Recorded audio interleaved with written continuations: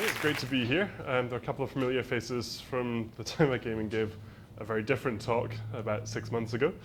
So thank you very much for having me back. So today we're going to talk a bit about the process I went through when I ended up landing the commission to do the maps for Game of Thrones for the Lands of Ice and Fire book. Just to give you a bit of a context, the maps you see here, I'll talk a bit more about the ones that I brought a little later today, but that's the actual size of the maps that ended up in the final book.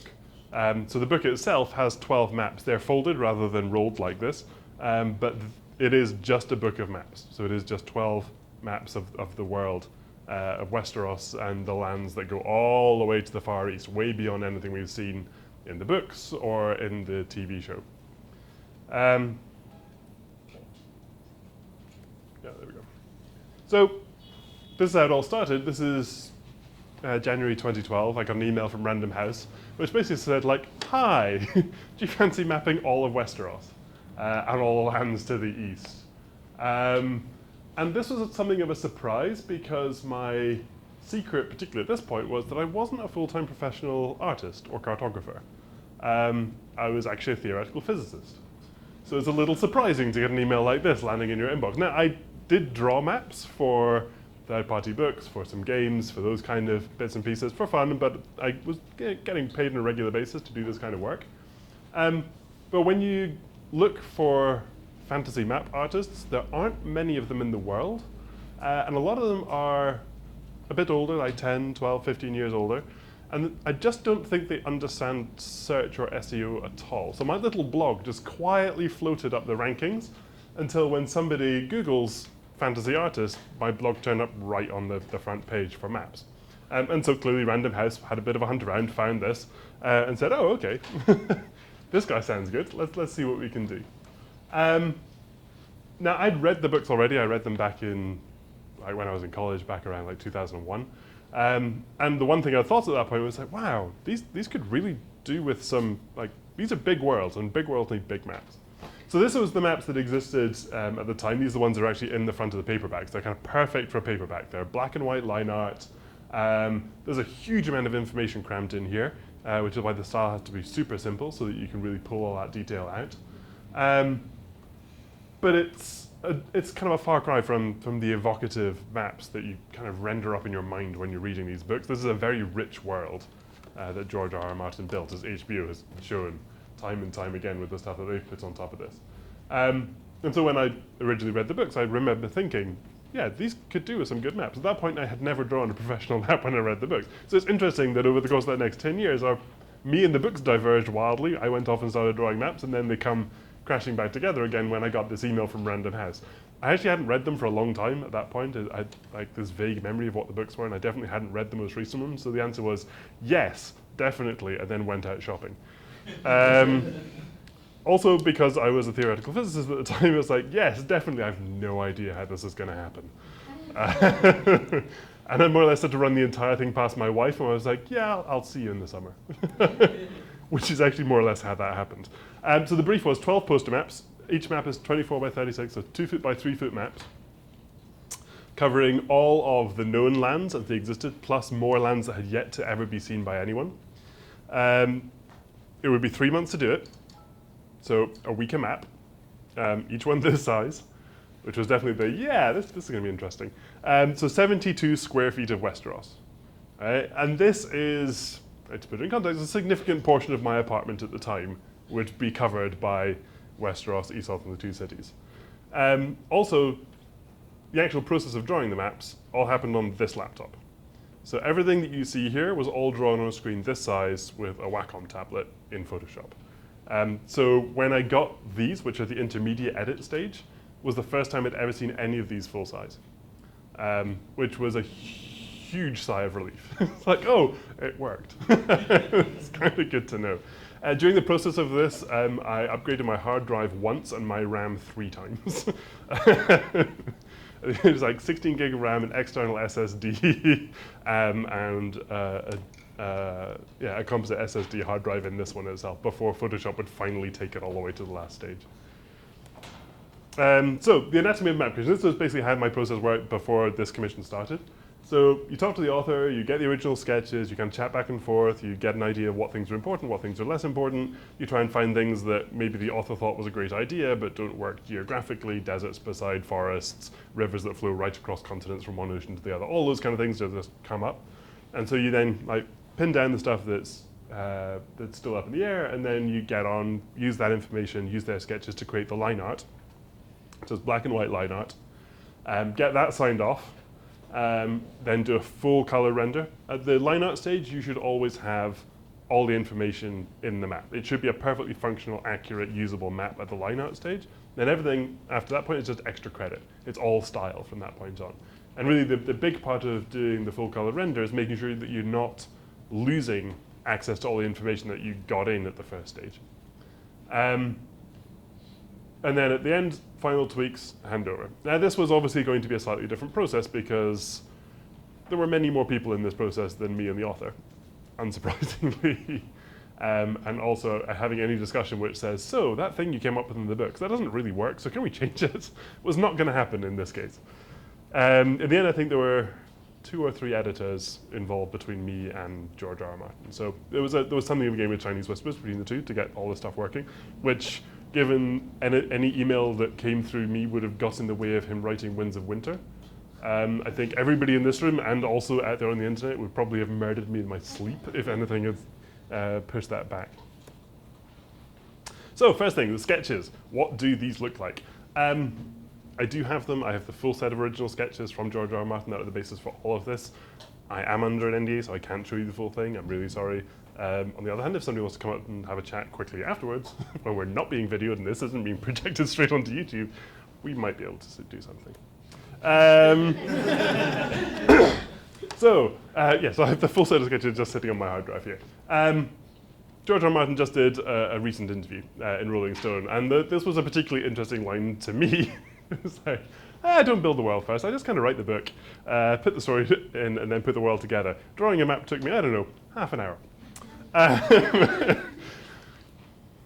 I've seen his sketches. He's got far more detail in those than you could ever put in half an hour. If I'd had a whiff that this was the kind of thing he was saying about the maps before I started, I would have budgeted a lot more time for dealing with his line art sketches. It would not have been needed. The sketches are pinpoint accurate. Everything that you see here was on those sketches, more or less. All in the right place, all when they combine together, line up beautifully. This was a dream basis to actually start working from. I've seen some which, from other authors who shall remain nameless, that have been done in crayon. That's actually happened. His were like beautifully rendered in pencil with particular things highlighted in different colors, like forest drawn in green pen, major locations all noted with a symbol that denoted what kind of location they were, like big keeps, small towns, ruins, all that kind of stuff. I mean, spot on accurate, it's great. And huge. I mean, they're massive. They were all drawn out on his part on loose leaf paper and then just compiled together. So they're just all of these individual sheets of letter-sized paper, which have all been drawn on individually, and then he's clearly just had pieces of tape that he stuck onto them and he's carried on his pencil drawing. And he's drawn this one massive composite stitched together world map on sheets of paper, which all works and is all accurate. And then what I got was the scan of all of those sheets of paper that I then reconstituted back in Photoshop. And when I was looking at this, so we're starting with the kind of maps that we have on the front sheets of these books. They're pretty small. How are they going to blow up to be these big things? Particularly when there's 3 of these maps that when you put them together are actually 3 separate pieces of the world. You've got the West, Central Essos, and the Far East. And when you compile those all together, that's a 6-foot wide map, which is 3 foot tall. I mean, this is a big map. But his pencil sketches are 4 foot wide when you compile them in Photoshop. I was like, oh, okay. We've actually got all the detail we need. That's why we've got the right size to begin with. We're not going to be filling in a lot of blanks. So it was an enormous relief. And it came with incredibly detailed notes. So there were paragraphs and paragraphs about each of these areas. And so this, I'm going a little bit, this was the very last note on the notes that came through. Clearly he'd ended up putting a lot more work into these maps at this stage than he'd expected to. So I need to stop mapping for a while. If I had to come up with one more name, I think my head would explode. Then the Dothraki would name my neck the place of the bloody stump. So that's how my notes got signed off when they came to me. It's like, okay then. I think we're good. So that's the to and fro from the author. We had a system set up then. We had a couple of editors. We kind of knew where we were going. We had a deadline, which by this point was starting to get relatively close. So there's a very, very light background there that you can see, which was the base that I used to begin with. And then as we go forward, you start adding onto the top of that with lines. So this was taking the rough pencil outlines and going into a coastline. So that's where the coastline comes from. Then you add in the mountains, put in the mountain ranges. And then you'll see other features just kind of start to appear. This is the process that goes through. The mountains are always the first thing you want to do. Because that gives you all of the major structural geographic features. You don't want to stick a river in and then find out your mountains are all in the wrong place. So that's where the rivers come in. You've got the hills in there. Then things like forests, roads, they all come in later. This was really just an exercise in going into the existing maps, going through all of those features one by one, and then just slowly and categorically going through each of the individual steps to make sure that all that detail was uniform in style and consistency across the whole set of maps. So those lines you see right there are exactly the lines you see on the pieces of map in front of you. And the line art that underlies this is exactly what ends up in the maps. And really the answer there, this was just an awful lot of line drawing. This took a bunch of time. So whilst all of this was going on, I got through a ton of Netflix. There are some good TV series out there if you just need to listen to them. West Wing is great. I got through all of both seasons of Dollhouse whilst doing this, and then I also decided, rather than buying Dance with Dragons and reading it in text form, I just had it as an audiobook. So I had Dance with Dragons in my ear as I was drawing the maps, which was kind of full sensory Game of Thrones immersion, which I'm not sure is healthy. It was also, because we're talking like March, April time, Game of Thrones just came out on the TV. At the same time, it's like, oh, I should be watching that as well. So there was actually an evening where I was sitting in a corner in my friend's apartment because they had HBO. I was drawing the maps and I was watching Game of Thrones in the background. So I keep an eye on like if there were any major geographic things that came up, and also because it's a great show. There was a slight hiccup. So as I mentioned, I wasn't at this point a full-time artist. I actually had a day job I had to be in. And inconveniently, there was a trip to Argentina planned because there's a big ultra-high-energy cosmic ray telescope down there, and there was a big group meeting. So I spent a couple of weeks, yeah. So I went to the OJ meeting to do a whole bunch of ultra-high-energy cosmic ray astrophysics in the middle of doing this commission, which means that a decent chunk of these mountains were all drawn in the back of the conference hall in Milagre whilst listening to OJ talks. Conveniently, there are an awful lot of mountains in the High Pampas in Argentina. Conveniently, there are also an awful lot of mountains in Game of Thrones. So I spent a huge amount of time actually using the Argentinian Andes as inspiration for the Game of Thrones mountains. An odd version of synchronicity. Okay, that's fine for all of the big sweeping geographic maps you see here. There are a couple in here which are city maps. It wasn't just going to be drawing out all the different locations for the world, but we were also digging in and showing off another map of King's Landing. King's Landing had been mapped before, but the first ever map of the city of Braavos. Just before I go any further, how many people here haven't read the books? Okay. I think I've flagged up most of the spoilers. I think we'll be all right. For the people who haven't read the books, that map that's right over there, you should not look at.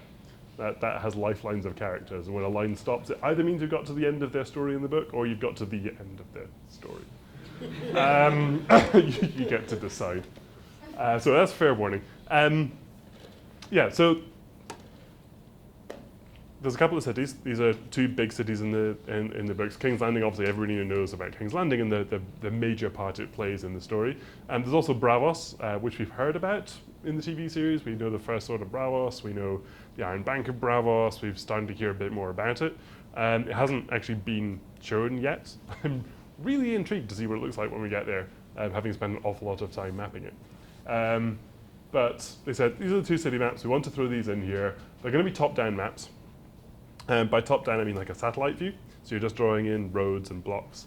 And that's, it's a bunch of work. You've got a lot of detail in there, but it's fine. So that was kind of a chunk of time to be blocked aside. There we go. So for the people who haven't read the books, there is a map of Braavos coming up here. So this is the first ever top-down view of Braavos. This is the overview of the city. It's kind of a Venetian city. It's got a lot of canals, a lot of boats, a lot of rivers. And this was an exercise that was interesting because George had a sketch of it that he kind of loosely done, but he hadn't gone into a lot of detail. And there's a lot of locations that are just mentioned in the books that didn't appear on the sketch map. So this was a point of it where I actually spent a bunch of time going through the text and trying to figure out where everything should end up. King's Landing is on the top right there, which is amazingly rectangular as a city. It's kind of this, it's like the New York. It's the Manhattan of Westeros cities. It's like, right, it's a rectangle. Let's just go for a rectangle. And then down the bottom, you can see the actual outline of the Red Keep. The Red Keep didn't have an outline or a floor plan that I'd ever seen, so that was just my take on what the Red Keep's floor plan would be. We'll return to that particular point in a little moment. But with Braavos, it was much more a matter of taking the rough outline, digging in, throwing a lot more detail in, putting the canals in, putting the bridges, putting all the major locations in there. And this meant going to the books. Obviously, leafing through, like page by page, all of the actual books and trying to find the sections of Braavos in there would have taken forever. Thankfully, there are Kindle versions of these books. They are searchable. You can highlight them and bookmark them. So I have a fully bookmarked set of the books to date, which have pretty much everything that has a major geographic piece of information in it, just highlight it so I could go back and flick through it. Also, because in the books they have character names at the beginning of it, and I knew exactly who went to the different places. It made it very easy to pull out the Braavos section relatively quickly. But that wasn't quite as much far as it went. It turned out actually Braavos is going to become and remain and stay quite crucial to the future of the books. So that means that I got chapters of Wind of Winter, which is very nice. Now, just to give you an idea, this is 2012. There were finished chapters of Winds of Winter in 2012. I'm not going to say any more. So actual parts of the Braavos map are directly involved with Winds of Winter. So if you have read the books and you are thinking that's fine, there's no spoilers on anything that's lying out here, you're probably wrong, because somewhere I think there's a Braavos map kicking around, and that's definitely got spoilers in it. And so this really meant going through the books, finding out, like right down to following characters, seeing exactly what their path was, whether they turn right, whether they turn left, how far they go, and taking all of those different locations, which had unspecified places, just figuring out where in this city they could be without things just being fundamentally logically inconsistent. So that took a while. And then obviously I was basically suggesting and sending these notes back saying, well, this is what I think the city looks like. And that obviously caused fairly lengthy chains of emails going, well, we're not sure it should go there, and then arguing back and forth. But this was actually a great and really interesting process and nailed down a lot of places very quickly. And I learned an awful lot about Braavos in the process, because there was all the justification that, oh, it can't be there, even though it makes sense geographically, it really should be here because this is why it's there. I also found that most of the places that have a lot of distinction are either brothels or bars. It's important to know where they are, I guess. And so then you get the line art signed up. So you say, okay, that's fine. Here's all the line art. We've had a lot of discussions. It's all good. Let's go into color. But wait, we have a twist. They have suddenly said, oh, actually, we kind of like top-down views of cities, but you know what we like a lot more? We like three-quarter views of cities. So we like views like coming in from the side. We want to see it like as if you were aerial view, like looking down at this stuff. It's like, oh, that's interesting.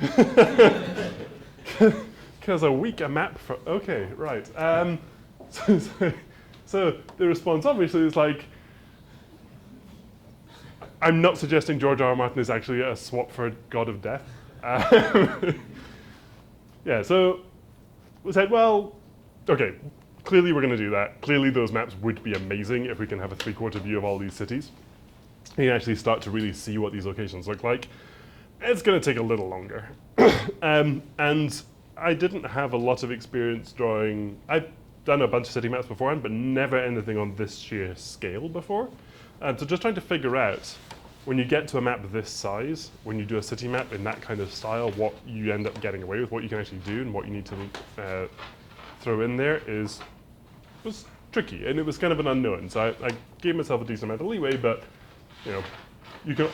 I think with city maps like that, you can put as much time as you ever wanted into it, and you're still never going to be able to get every single detail right. So then we started saying, right, which way do you want to see these cities? How do you want to look at it? So we threw back and forth a bunch of layout sketches. This is the layout sketch that actually ended up going into the Braavos map. So now we start seeing the whole thing's got a big perspective skew on it. We can now start seeing mountains. In the surrounding lagoon, we start getting some structural detail. You can see at the top right, that's the Sea Lord's Palace, where you start seeing some spires. Just really roughly laying in which of the regions you're going to start getting like proper detail out of. And then a little plan view on the bottom left. And then for King's Landing, this was what it ended up looking like. So this is, you can see all the streets, but then you can see all the little houses. Braavos, each of the blocks is a block. It's an actual single building. King's Landing, it's all tiny little buildings. Thousands upon thousands upon thousands of tiny little buildings. And so that was the first ever outline sketch for King's Landing, to give kind of a rough idea of how this would look. So you see the big surrounding wall. Now, King's Landing is a big, highly populated city. If you actually broke this down and try and calculate the population per individual building there, you don't get enough houses for the population. So it still should be representative rather than realist. And obviously, you can see the height of the towers there. This is a there's a hell of a lot of people here. With a city this size, you would never be able to see the wall on that scale around it. So it was trying to go for some kind of forced realism where you have much larger representations of the key buildings. So a really big red keep, because that's obviously very important. You can see the Sept of Baelor, you can see the dragons, the dragon pit, and you can see the big gates, and you get some idea. You can see where Flea Bottom is, because it's much denser, richer, much more mashed up. But also, when you're looking at it from 3/4 of view, it's kind of hard to get the sense of height. And King's Landing has 3 big hills in it, like big hills.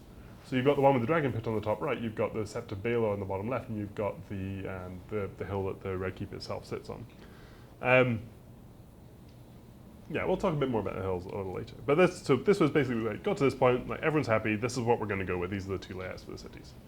At which point, we put that aside, and I just started drawing hundreds upon thousands upon thousands of little houses. I think about a month after this, my wrist started moving properly again. It was a long process. A note on all the names. These maps are great illustrations. I really enjoyed doing all the illustration work on them. They are massively detailed text documents as well. There's a huge density of names in this place. When you actually get to Westros, I think somebody's got the actual Westros map running around. There's a bigger one somewhere down there. The sheer number of names on there is astonishing, and these names aren't ones that you can just spell check. So if I'd had to do all of that as well, this would never have got finished. Random House and Del Rey did an amazing thing. They went to the guys who run Westros.org, which is like the biggest website, Wikipedia database for Game of Thrones knowledge, and they got the 2 people who run that, Elio and Linda, to come on as fact checkers. And they ended up running through all of these things. They cross-checked every single one of these maps to make sure that all of the text was right, which was an astonishingly long task to go into. And for the Journeys map, which is just over there, they actually put together the path of every character through every book to the end of the published books. And basically printed out that map I showed you earlier on, which was the one in the front of the books. And there were, one for every single character. It was just this massive FedEx tube of these maps where they just drawn every single path on with notes on what happened at each place. Yeah, they did an epic amount of work on this. Okay, so now we have the line out signed off. All was well with the world. We were moving on quite nicely. The process I actually go through for rendering a set of maps. You pick a good background texture. You always start with a good, interesting, solid base with a bunch of texture on it. Lay in the core colors, add in the basic light and shade, which starts to give you the 3-dimensional feel to it. deepen the shadows and add some bright highlights, and then stick your texture labeling on top of that. And work on the whole image it wants to retain consistency. And that's an interesting one because when you have things these size and you have a screen this size, you don't want to work on a piece, go off and do something completely different over there. You basically like, I'm doing all my mountains, right? I have to do all the mountains now. And do that not just on one map, but across all the maps. Because a lot of these cover the same areas. So you see the same places in different regions of maps. So retaining consistency both in style, but also exact representation across all of these was really important. To the extent that when you take the really big maps, the ones of the West, Central Essos, and the Far East, and you line them up, they should actually line up spot on in most ways. So at least for the East and the Far East and Central Essos, you can line those up directly, and they'll just match up. So this is a screenshot from the center of Essos. This is the Bone Mountains, which divides places like Carth and the Red Waste from all the stuff that lies to the further east, like Assahi and the Shadow. So these are like big, epic mountains sitting on top. So starting off by taking the sea, throwing in the details there, adding some color, playing around with different tones and how that's going to feel. And then starting to pull in the color, you can see that, and then throwing the shadow, adding in the highlights, and then finally throwing in the roads and the labels and the icons on top. And so that's what really takes it from being just a straight up piece of line art, where you can see all of these individual things, but you don't really get a feeling for it, to actually starting to build this into a proper illustration. And you hope that at the end of the day, you still see all the detail you threw in there at the beginning. And so this was the first version of the known world. That's the original color scheme that went in for the maps. Now, as you can see, there's actually, so this is the version of it which exists, which was version 2. So you can kind of see the, I'll throw this up here so you can see it there. So you can actually see the difference in the color scheme that went in there. So that was the first pass. We were like, oh, that's kind of nice. But we have some changes. So it went back and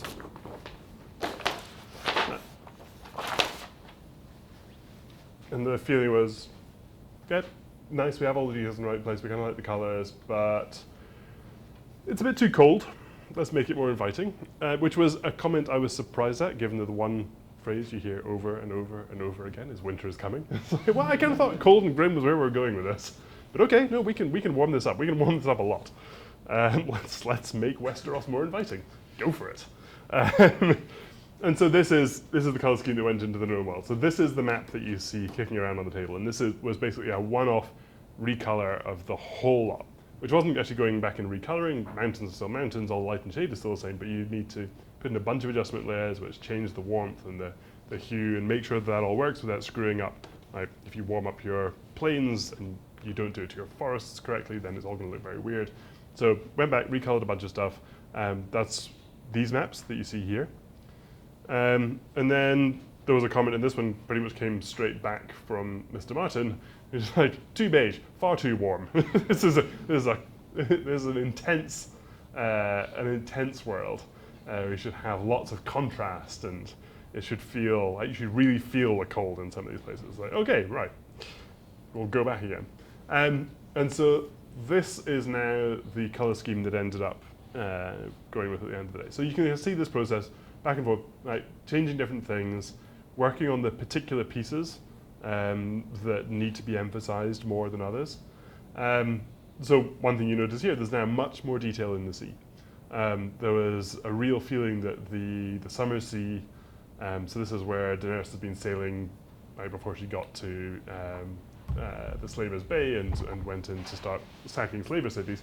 She sails through the summer sea, and it was made quite clear that this is a Mediterranean feel. This is like bright, azure seas. It should really feel like summer.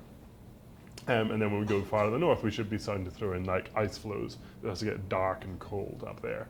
And then towards the bottom left, you see it gets into this really dark, almost black blue. Because that's really a feeling of this, like you're reaching the end of the world. There's nothing out there. There's nowhere to go from here. And this is also, all these maps were supposed to be drawn from the point of view of one of the maesters of the Citadel. So it's a very Westeros-centered view of the world. The detail starts to fall out as you go east. But also, a lot of the things, the different lands are quite literally represented. So the Red Waste went from being kind of reddish, but mostly desert, to being properly red. The shadow went from being darkish to being really close to that. We have like a dark purple forest down in the bottom right in Ulthos. So this isn't supposed to be literal, it's supposed to be an impression of the world.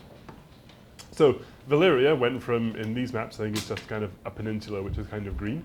So this is old Valyria, and this is where the Dragon Empires, where the fall of Valyria happened. And so it was, we had the discussion, it's like, no, this place is still burning. The smoking sea is smoking. Like, there are fires going on here, there are ruins. And so that was basically, there were these great emails that went back and was like, is this burning enough? Like, do you want it to be burning more? And it's like, yeah, add lava. Right, okay, we can add lava to this. So when you look at the actual maps, the final maps, we don't have them here today, unfortunately, but if you get hold of the actual books themselves and you go through and you say, oh, why is this represented like this? I can tell you, you can see how kind of geographic the intermediate ones were that went to being much more heightened, much more fantastical in the end version like this. That's all for a reason, yeah. So were you working on some theory about what actually happened to Valyria? Like, I don't see volcano in here. There are a couple of volcanoes in there. I didn't have an explanation of the exact theory, but a number of the questions that I asked had very clear answers, so there is very clearly a theory. One interesting thing that came up was you see these very straight lines up there. These are the dragon roads. And so these are old roads of old Valyria that are die straight because they were created by dragons. Like, these are the earth-moving equipment of the Valyrian Empire. They could just cut through hills, they could cut through mountains, they would just go straight. So I saw them originally, it's like, oh, we'll make them kind of wandery, and I got shouted at, so they went back to being die straight. So they're that straight for a very good reason. But you also see that some of these roads actually go through big chunks of water, and that's because that section of Valyria has sunk. It used to be above water, no longer is. Also, there are a bunch of cities still represented in Valyria. And a lot of the discussion was, how ruined are these? And in the final maps, there's actually an individual drawing of every single city in there, which reflects to some extent the extent of ruination of that city. So if you get interested in Valyria, you should definitely check those out and figure out which ones are more ruined than others. About these roads, actually, it sort of bothered me the first time when I saw that everywhere else on the map, you don't represent the roads at all, or make them very, very shadowy, very little. But here, they're just like maps, like drawn with a pen on top. It's really like inconsistent with the rest of the map. So they get a little lighter than this one in the final version, but the dragon roads were solid lines because they were very important geographic features to people who went back to look at them. So they were emphasized for a reason. Some of the other roads got bumped up a bit. Maybe they didn't get bumped up quite enough in some places because of the color that was underneath it. So the red waste got a lot redder. And then you can see, so that's the version of the final version of the Bone Mountains that I showed in the animation before. And then we get to the far, far east. So this is Assahi. So this is where Melisandre comes from. And you have the Shadowlands, a couple of other cities in there, a whole bunch of radioactive fluorescent pink ghost grass. The pink, again, was a color that was specifically chosen. And then the deep, dark, almost purple forest jungles of Ulthos, which is definitely terra incognita. This is falling off the edge of the map as far as the maesters were concerned. Other edits were less subtle. So in this case, we have the paps, which is aisles off the fingers, which ends up on the right before and after. This is my first ever cartographic boob job. It's like, they're named that way for a reason. It's like, oh, okay, right, there we go. I can make the Paps Islands a double D, that's fine, there we go. So yeah, it was a broad range of comments that came back. And so basically what happened was you see all of these maps that are lying around, and each of those came back with just a snow of post-it notes, where the editors and George had gone through and they just added notes painstakingly, piece by piece by piece by piece by piece, going through all the different things that need to be changed or edited or moved around. So you can see on some of these they actually went on it with pen, so you can see some of the edits still remaining there. But my job doing this was just to lay them across the floor of my studio and start tearing off post-it note by post-it note as the edits were made to the digital file. And then at the end of the day, we just had this massive waste bin of post-it notes. It's like, excellent, we're good. Let's go on and crack on from here. So that was the total world map, but a lot of these dig into much more focus maps. So this is going to be looking at the beyond the wall map, which is sitting down here. So this is taking it from line art to throwing in a parchment background, starting to throw in some sea on top of it, putting in the forests, playing around a lot more with that, and then finally like completely changing the color at the last step. I'll do that once more so you can have a quick kind of skim through. So you start off with this parchment background and start throwing in layers and layers of colors. Almost like watercolor, you're building up very light layers, one after the other, until you get this kind of deep intensity at the end of the day.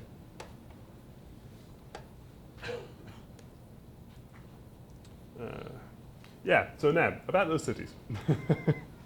The first thing, the most important thing, is to get the featured locations right. You need to make sure that the places that people's eye is drawn in these maps, the actual details that people really care about, are correct. So King's Landing, this was the finished colored locations in the first map that went back. We have the Red Keep on the left there.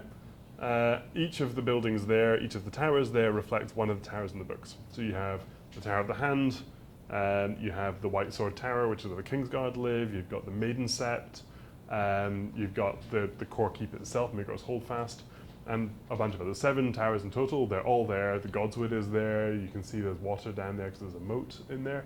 So all that kind of stuff got reflected, and this was, like I said before, I couldn't find a floor plan of the Red Keep, so I was like, oh, let's make it up, it'll be fine. Great Sept of Baelor, so that's where, has anybody not read the books or seen the TV show? Good. And that's where Ned Stark gets his head chopped off.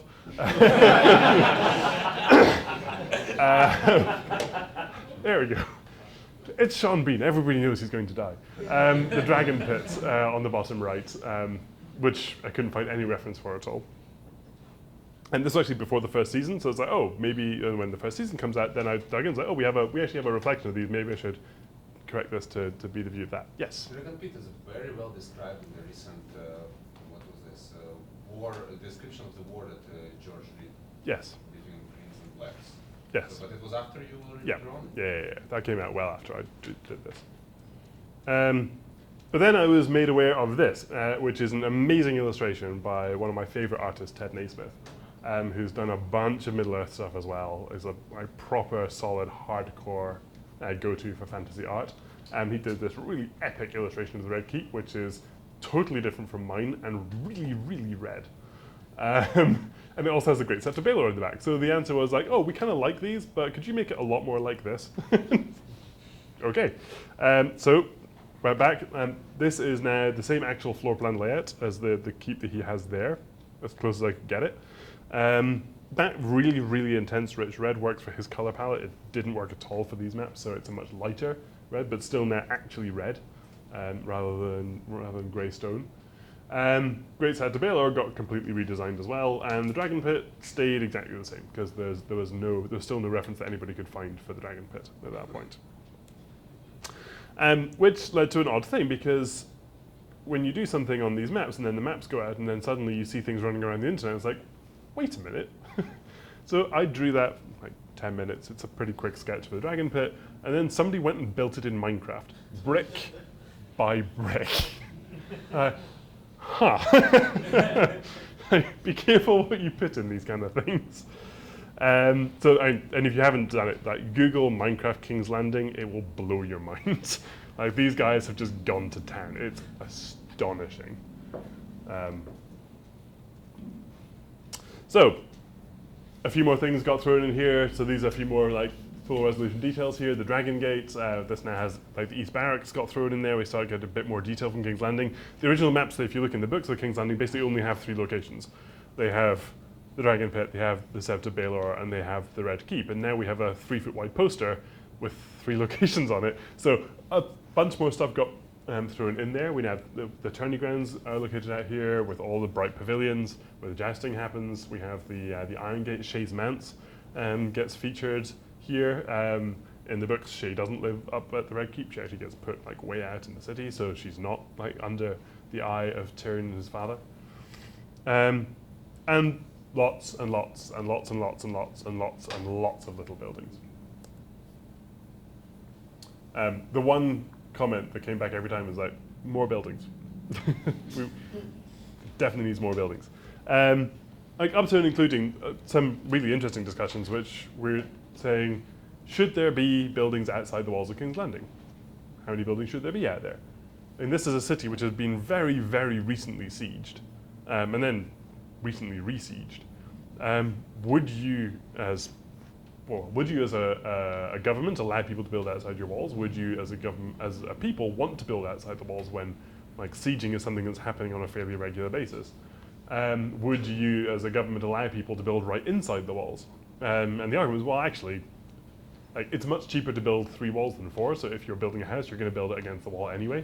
But those discussions happened, went through, and ended up directly affecting how the map ended up getting created. So that's the final version of King's Landing. You see the Red Keep down the bottom right, you see the Sept of Baelor, you can see the Dragon Pit. There's also like Toba Mott's shop.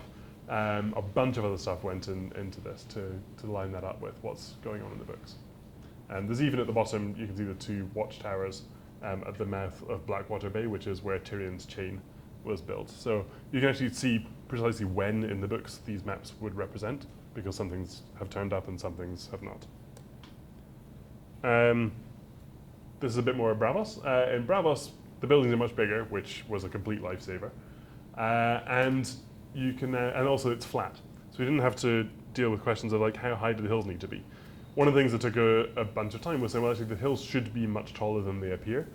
And when you have that many little houses, trying to just raise that hill, like this isn't a 3D model, this is a full-on 2D illustration. Trying to make a hill bigger is tricky. But we went back and forth on that, and the hills got to be this size. I think there's still a feeling that they could go a lot higher. Braavos, on the other hand, totally flat. Much simpler as a piece of work to go after. And you see all the canals, and in this case, it's just all the little bridges. There are so many bridges in this city. And then you get the featured locations. We have the Arsenal of Braavos, we have the Chekai Port, we have the Canal of Heroes. We have the Sea Lord's Palace with an island behind it which has a zoo on it. Which in an earlier version of the map, the zoo was not there. It got added by request. So I'm intrigued to find out what that means for Winds of Winter. And then we have all of the temples. So we have the Temple of the Lord of Light, we have Isle of the Gods, House of Black and White. Actually, my favorite comment that I've had so far on these was about a week ago when somebody looked at this and said, the colors of the doors on the House of Black and White are the wrong way round. The black should be on the left and the white should be on the right. You can see how small that is. I'm very glad somebody had that amount of care and attention to get them the right way around and to comment that I had missed that particular detail. So that's the final map of Braavos. So that's the end of the talk. I think we've got like 8 minutes left for questions. You can check out the full maps. They're all on the table here, but also you can go and pick up the book. I assumed there would be some here today. That was a complication. So some of you are definitely winning these, I believe. There's a bunch more stuff up here. I have a website which I have both these on, a bunch of my other map making work, a load of tutorials up there. I learned this the long way. I like to help people out by giving them some tips. Some YouTube videos that go along with that, and then a couple of social media things. Google apparently decided that my webpage for this stuff was fun and interesting, so if anybody works at Google Plus or had anything to do with that classifier, thank you very much, and I get 3,000 followers a day, so cheers. And a Twitter feed as well. But thank you very much.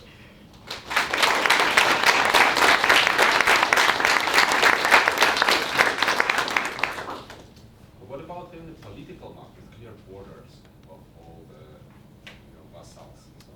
So I think that would be fascinating. I think it's tricky to figure out. I think in Westeros that would probably work quite well because you have clear enough allegiances. In the case of the free cities, that gets quite complicated because there are, what's really on the maps is the big political centers, but there's so much more in those grasslands.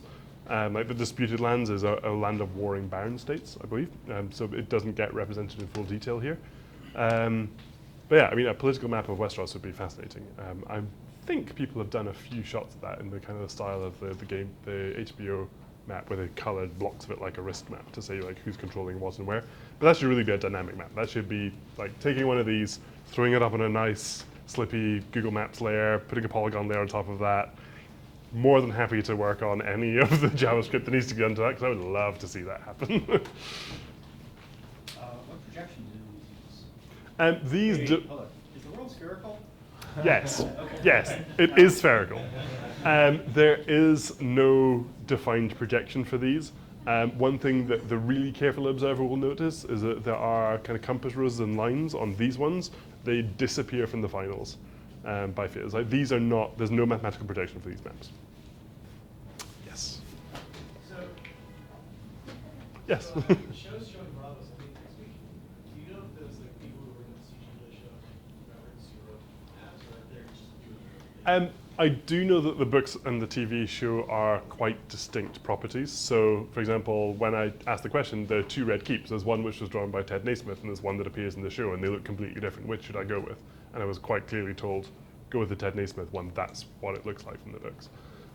So, yeah, I would expect it's going to be quite different. I know that the Titan is different because it turns out he doesn't have a spear. But that was something which I had failed to find anywhere in the books, and we checked and didn't find anything. So I think he has a sword in the HBO show, but it'll be different. But I'm going to be looking quite carefully. It's like, oh, how close did they go? So, tricky question. Greatwater Watch is a castle that moves. Do you have any idea the range, like location that it exists in, or a spatial plane? Yeah, I don't know. That one, that one I left well out of this. Go ahead.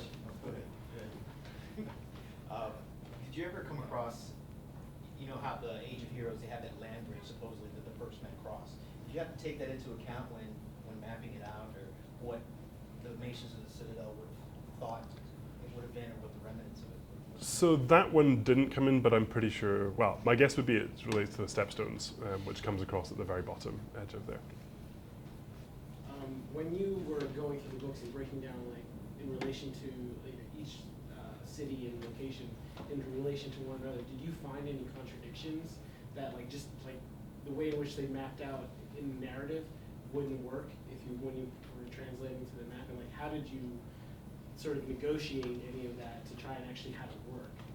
There was one tricky piece in Braavos where there was something that just wouldn't quite work out. I think I shouldn't go any more deep. Well, yeah. there was a very detailed conversation that basically went back to.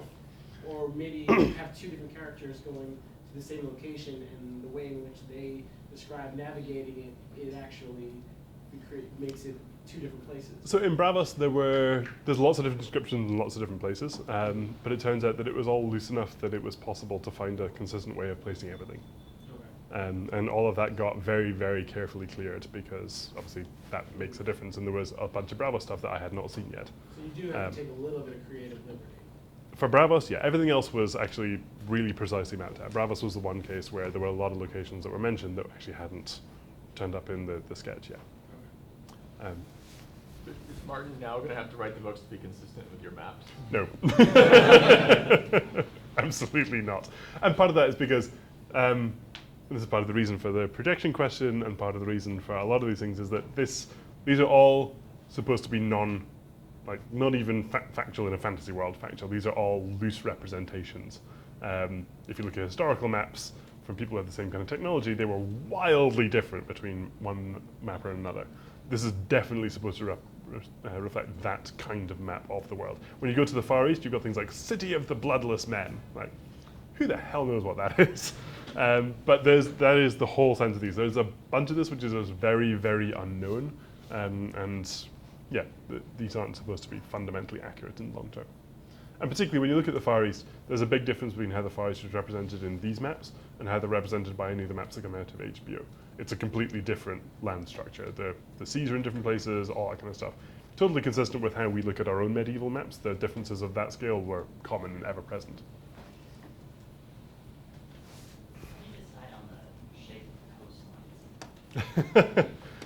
The shapes of the coastlines were actually really carefully laid out already. I mean, they were smooth pencil lines, so they were just broken up and made a bit more jagged, but like the descriptions down to the individual cliffs as to what they are, what they look like, how jagged they are.